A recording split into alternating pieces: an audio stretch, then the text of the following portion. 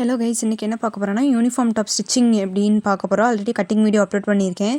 First கைக்கு வந்துட்டு இது 3/4, ஸோ 3/4 ஹேண்டுக்கு கீழே மடிச்சடிச்சுக்கிறேன். கரை இருக்கனால ஒரே ஒரு தடவை மட்டும் மடிச்சடிச்சு தையல் ஒட்டிக்கிறேன்.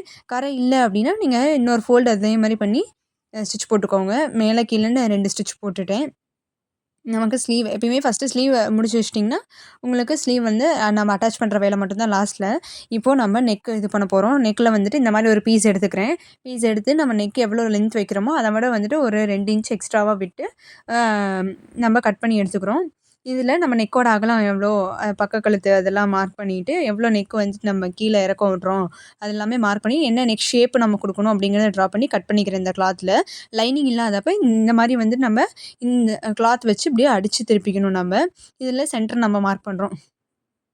இதோட சென்டரும் மேலே அந்த கிளாத்தோட சென்டரும் நமக்கு ஒன்றா வரணும். அப்போ தான் நமக்கு கரெக்டாக இருக்கும். ஸோ சென்டர் வந்து பார்த்து அதுக்கும் சென்டர் நான் சைடில் வந்து கொஞ்சம் எக்ஸஸாக இருக்கிறத நம்ம கட் பண்ணிக்கிறோம். இது ஃப்ரண்ட்டுக்கு வந்துட்டு பானைக்கு வைக்கிறேன். இந்த சென்டர் சேமாக இருக்க மாதிரி வச்சு அப்படியே வந்து நான் அடித்து திருப்புறேன்.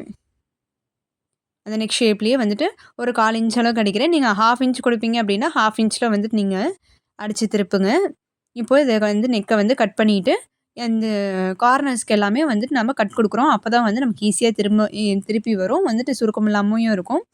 இந்த எக்ஸ்ட்ராவாக சைடில் இருக்கிறதுல இதுக்கு வந்து மடித்து தையல் ஒட்டிக்கோங்க. இதெல்லாமே ஹேண்ட் எம்மிங் பண்ணணும் நம்ம லாஸ்ட்டில்.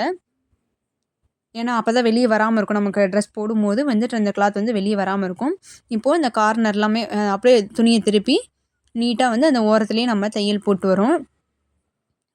இந்த கார்னர்ஸில் நிறுத்தி ஊசியை உள்ளே விட்டு அதுக்கப்புறம் மேலே ஃபோட்டோ தூக்கி விட்டு திருப்பி அதுக்கப்புறம் நம்ம ஸ்டிச் பண்ணோம். அப்போ தான் நீட்டாக இருக்கும் லுக்கு. டபுள் ஸ்டிச் போட்டுக்கிறேன் நெக்குக்கு. இதே மாதிரி பேக் நெக்குக்குமே வந்துட்டு நம்ம பண்ணணும். பேக் நெக் வந்து ரவுண்ட் ஷேப் கொடுக்குறேன். பேக் நெக்குமே இதே மாதிரி வந்து ரவுண்ட் ஷேப்பில் தைச்சி எடுத்துக்கிட்டேன். இப்போது ஷோல்டர் ரெண்டுமே ஜாயின் பண்ணுறேன்.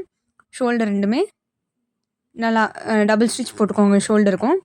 ஷோல்டர் ஜாயின் பண்ணிக்கிறேன். ஷோல்டர் ஜாயின் பண்ணி ஓவர்லாக் போட்டு நான் எடுத்துக்கிறேன். நீங்கள் ஓவர்லாக் இல்லைன்னா நீங்கள் நெக்ஸ்ட்டு ஸ்டெப் அப்படியே கண்டினியூ பண்ணலாம். இப்போது நம்ம ஸ்லீவ்ஸ் வந்து ஜாயின் பண்ணணும். ஸ்லீவ் எது ஃப்ரண்ட்டு எது பேக்கு அப்படிங்கிறத பார்த்து ஜாயின் பண்ணுங்கள். ஃப்ரண்ட்டுக்கு வந்து கொஞ்சம் குடஞ்சி வெட்டியிருப்போம்.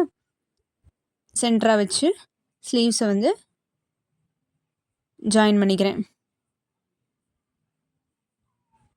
எல்லாமே டபுள் ஸ்டிச் போட்டுக்கோங்க. அப்போ தான் வந்து எப்பயுமே எந்த ஒரு கிளாத் ஸ்டிச் பண்ணிங்கனாலும் டபுள் ஸ்டிச் கம்பல்சரியாக போடுங்க. பாருங்கள், ஸ்லீவ்ஸ் வந்து கொஞ்சம் எக்ஸஸாக வர்றது அது ஒன்றும் பிரச்சனை இல்லை. நம்ம அதை கட் பண்ணி எடுத்துக்கலாம். இதே மாதிரி 2 ஸ்லீவுமே நான் ஜாயின் பண்ணிடுறேன்.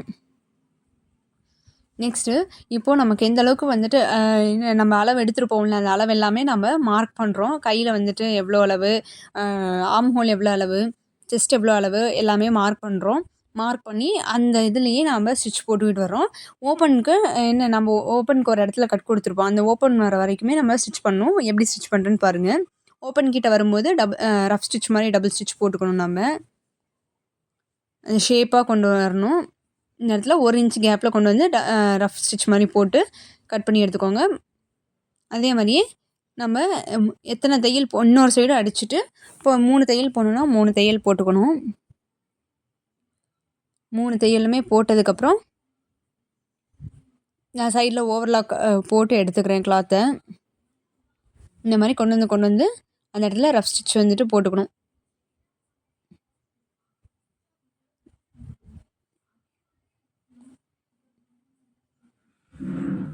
நான் இது மாதிரி ரஃப் ஸ்டிச் போட்டேன். இப்போ வந்து கீழே பாட்டம் இருக்கும்ல அதை வந்து இந்த மாதிரி மடித்து அடிக்கிறேன். ஓப்பன் வந்து எப்படி அடிக்கிறேன்னு நல்லா கிளியராக பாருங்கள். கிளியராக வந்து காமிச்சிருக்கேன். கீழே பாட்டம்லேருந்து இப்படி மடித்து அடிச்சுட்டு வர்றோம். நம்ம 1 இன்ச் கேப் கொடுத்துருப்போம். அந்த 1 இன்ச் கேப்பில் நம்ம மடித்து எடுத்துகிட்டு வர்றோம். இப்போது மேலே அந்த ரஃப் ஸ்டிச் வரைக்கும் கொண்டு வரணும். இந்த ரஃப் ஸ்டிச் இந்த இடத்துல இருக்குது. நம்ம அதை விட மேலே 2 தையல் மேலே அதிகமாக போய் திருப்பி ஊசி உள்ளே விட்டு திருப்பி நேராக அடித்து மறுபடியும் ஊசி உள்ளே விட்டு திருப்பணும். நல்லா பொறுமையாக அந்த இடத்துல பாருங்கள். இந்த மாதிரி கொண்டு வந்துடுறோம். அதே மாதிரி இன்னொரு சைடுமே நம்ம அடித்து கீழே பாட்டமில் அடித்து கம்ப்ளீட் பண்ணிக்கிறோம். இன்னொரு சைடுமே அதே மாதிரியே வந்துட்டு அடிச்சுக்கணும். கம்ப்ளீட் பண்ணிடுறோம். தேங்க்யூ. அடுத்தது வந்து கோட் வீடியோ அப்லோட் பண்ணுறேன்.